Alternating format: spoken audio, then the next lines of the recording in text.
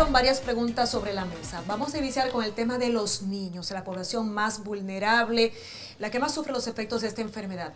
Doctora, ¿hay elementos que puedan incidir en que a un niño le dé más grave que a otro? ¿Que a un niño le lleve a la mortalidad y a otro no, siendo el mismo serotipo que le esté dando a los dos? Sí, mira, como había comentado el doctor previamente, lo primero es que los niños se afectan más frecuentemente que los adultos. Vemos dengue más en los niños porque, como se explicó previamente, el dengue te deja una inmunidad permanente frente al serotipo en que te ocurre y te deja una inmunidad transitoria frente a los demás serotipos. ¿Qué pasa? Los niños no han tenido contacto con todos los serotipos y es por esto que es más frecuente en esta etapa de la vida. También el niño se protege menos que el adulto.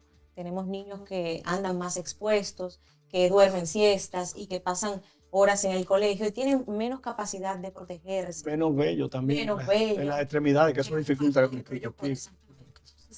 En cuanto a los factores de riesgo en la edad pediátrica y en cualquier edad, tenemos sobre todo la falsemia. La falsemia es un tipo de anemia que es muy frecuente en la República Dominicana y se ha asociado a peor pronóstico. Nosotros sabemos que la falsemia se caracteriza por tener el glóbulo rojo en forma de media luna. Sí. Tenemos muchos pacientes falsémicos en nuestro país y eso está demostrado que es un factor de riesgo. Estos niños tienen más afección visceral, sobre todo en el hígado, tienen mayor predisposición a sangrado. Por lo tanto, el paciente falsémico, ante un indicio de que esté en una zona con dengue, que es la República Dominicana como tal, y tenga fiebre, debe ser llevado de inmediato a su pediatra. Eso quería precisarle, antes de seguir con los elementos, doctora. Si un niño presenta síntomas, que ya la gente lo conoce, aquí lo mencionamos, fiebre, dolor de cabeza, dolor de estómago, entre otros, ¿debe irse inmediatamente a una emergencia o debe ir a su pediatra? Es una pregunta muy importante que nos va a ayudar, si la gente lo entiende, a que las emergencias no colapsen. Todo niño debe tener su pediatra. El niño siempre debe llevarse al pediatra aunque esté sano. Entonces, en esta situación, ¿por qué colapsan las emergencias? Porque ante el primer signo de fiebre, lo llevan a la emergencia y no lo llevan al pediatra de base. Debe llevarse a la consulta del pediatra y el pediatra debe darle seguimiento. Ahora, si el niño tiene algún signo de alarma, como son vómitos persistentes, un dolor abdominal intenso, son signos que pueden llevar al paciente a un estado de shock. Ese debe ir a la emergencia. Pero un niño que esté bien, que esté alimentándose, que solo tenga la fiebre, debe llevarse al pediatra, a su pediatra de cabecera, y ese lo manda. Yo quiero decir algo y quiero resaltar aquí lo siguiente. Si usted llama a su pediatra y estamos en una temporada en la cual hay muchos casos de dengue y su pediatra le dice, dale acetaminofén y mira cómo está, ahí es donde está el inconveniente. Tienes que llevarlo al pediatra. Usted que está viendo el programa, tiene que llevarlo al pediatra. ¿Por qué? Porque estamos muy dados, al niño tiene fiebre, es un posible dengue, hay que hacerle un hemograma. Antes de realizar ese hemograma, el niño tiene que ser evaluado, ver si está hidratado o no, ver cómo está la saliva en la boca, si está espesa, si tiene saliva, si cuando llora produce lágrimas o no, cómo está la presión del niño, cómo está la frecuencia de ese corazón, cosa que no se ve como un está mensajito. Respirando, que no se puede implementar o evaluar a través de una llamada telefónica. Usted necesita que el niño sea evaluado. Recordar que los niños tienden a descompensarse desde el punto de vista hemodinámico más rápido que los adultos. Pero aquí yo voy a hacer un paréntesis.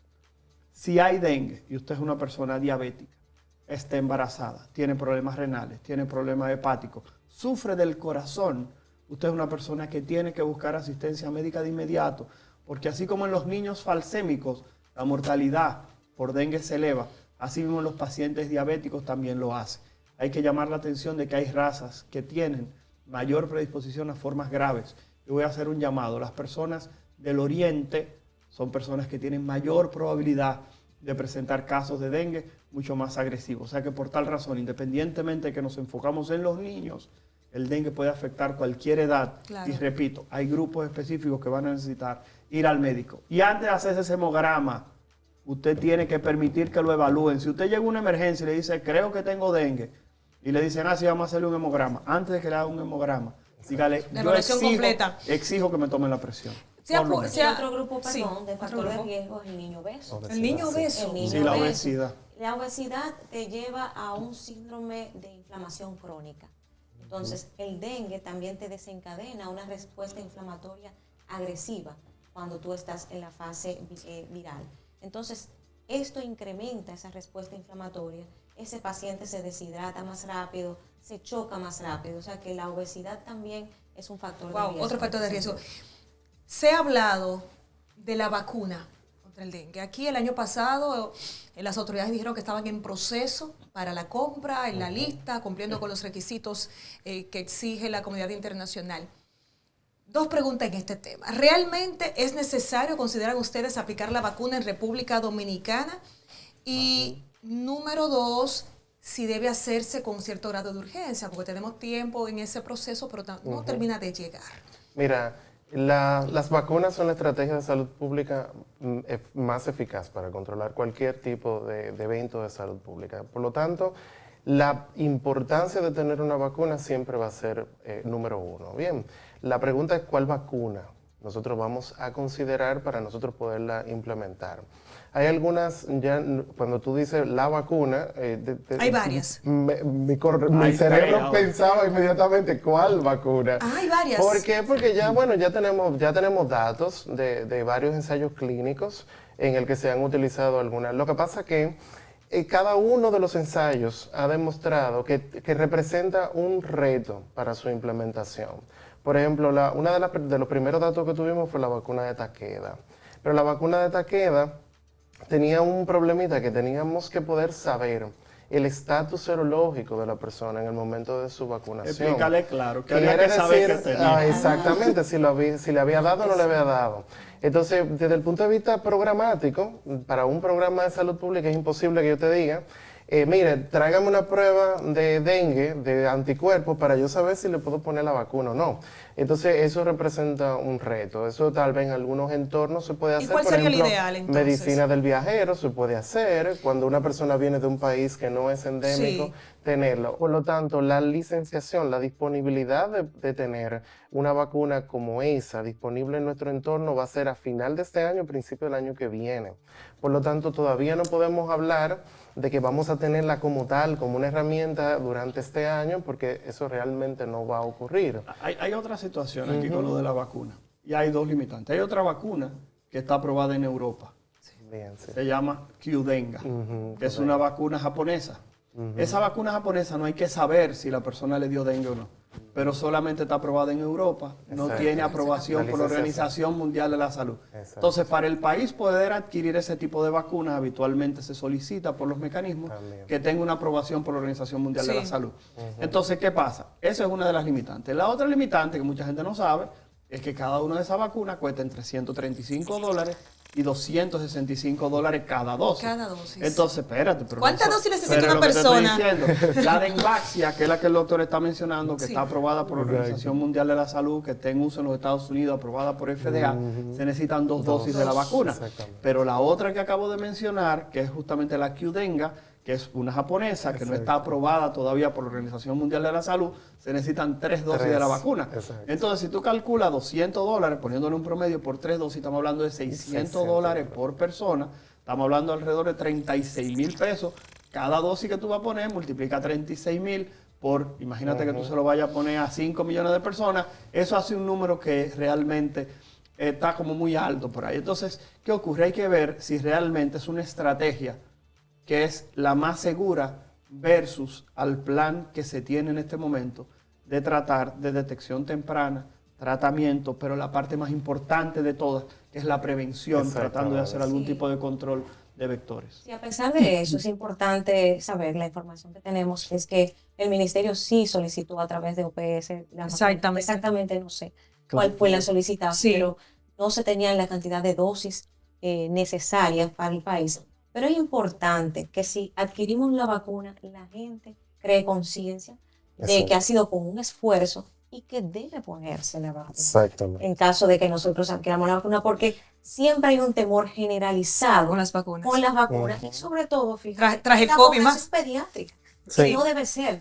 Nosotros los pediatras somos los que más estamos llamados a concientizar a la población para que se vacune. Los que menos se vacunaron en caso de COVID fueron los niños. ¿Y por qué? Porque muchos pediatras tenían resistencia a la vacuna al SARS-CoV-2. Y si se adquiere la vacuna, entiendo que la que se va a adquirir va a ser la más segura Entonces no debe haber. Ya casi no tenemos tiempo, pero me gustaría que brevemente alguna conclusión sobre el tema que pueda quedar en la gente, que ustedes quieran dejar un mensaje sobre esta enfermedad, la prevención, el control, el manejo, lo que ustedes consideren. Mira, yo creo que en este punto lo más importante es saber que la respuesta a ganarle al dengue depende de cada uno de nosotros. O sea, es una respuesta comunitaria.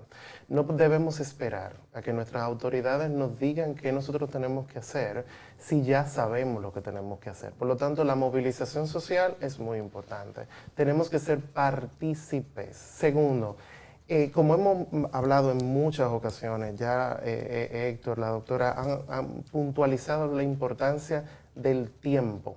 Acudir a nuestro médico de manera oportuna cambia completamente la diferencia a lo que va a ocurrir con el dengue. Totalmente. Es importante que la población conozca la enfermedad, conozca las 3 fases del dengue, para que cuando tu hijo tenga algún signo o síntoma de dengue, tú sepas en qué periodo de la enfermedad está y qué hacer. Buscar ayuda médica.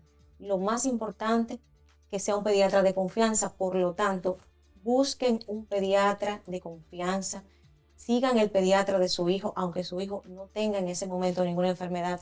No abarrotar las emergencias, porque realmente las emergencias las tenemos para el paciente que llega en una condición más grave, pero si el pediatra le pide que vuelva, si presenta algún signo de alarma, hay que aprenderse los signos de alarma. Claro. Aunque usted haya ido a las 2 de la tarde, si su signo de alarma es a las 3 de la tarde, usted vuelve para el hospital. Claro que sí. Porque la excusa de las personas, yo fui al médico y me despacharon. Pero tú puedes hacer un signo de alarma que amerite volver. Exacto. Entonces tienes que volver. Yo me voy a ganar la mala voluntad, como siempre, del pueblo dominicano, y le voy a decir lo siguiente, complementándolo a los doctores: deje de automedicarse. Deje de estar tomando veneno que le indicó el vecino, remedio, medicamento. Número 2, no esté confiando en pimiento morrones con guayaba. Eso no sube la plaqueta. Deje de estar tomando sopa de pecho de paloma. El Ministerio de Salud Pública el año pasado hizo un estudio bastante interesante. 1 de cada 4 niños o 1 de cada 2 niños con dengue que lo llevaban a las emergencias o a la consulta de su pediatra llegaban muy tarde. Y después se quiere culpar al sistema de salud. Se quiere culpar que los médicos no actuaron a tiempo. Trate de llevar a su hijo en el momento oportuno. Y número 2, era lo que estamos diciendo, deje de convertirse en plaquetólogo. Usted todos los días preguntando cómo están las plaquetas. Lo más importante es cómo está la presión de su hijo, cómo está la hidratación de su hijo, cómo está esa fiebre. Después de ahí los laboratorios secundarios. No tratamos laboratorios, no tratamos papeles, tratamos personas. Así que trate usted de cumplir su papel de responsabilidad y llevar o buscar una atención a tiempo. Bueno, yo creo que con lo dicho ya debemos recoger y agradecer a ustedes los 3 que hicieron un espacio en la agenda de trabajo que sabemos que es muy arduo día a día para acompañarnos. Gracias por estar en Te lo explico. En las últimas 2 décadas, la incidencia mundial del dengue ha aumentado considerablemente y esto supone un desafío importante para la salud pública. Según la Organización Mundial de la Salud, entre el 2000 y el 2019, el número de casos en todo el mundo se había multiplicado por 10, pasando de 500,000 a 5.2 millones. Mientras que en el 2023 se observó un repunte en todo el mundo, con cifras cercanas al máximo histórico. Estamos hablando de más de 5.000 muertes relacionadas con el dengue en más de 80 países. La transmisión del dengue es cíclica y se esperan grandes brotes cada 3 o 4 años, por lo que la prevención y la educación sobre el tema siempre serán importantes. No bajemos la guardia. Los esfuerzos combinados entre las autoridades, la población, pueden reducir los casos y salvar vidas. Buenas noches. Soy Nairobi Viloria y hasta aquí Te lo explico.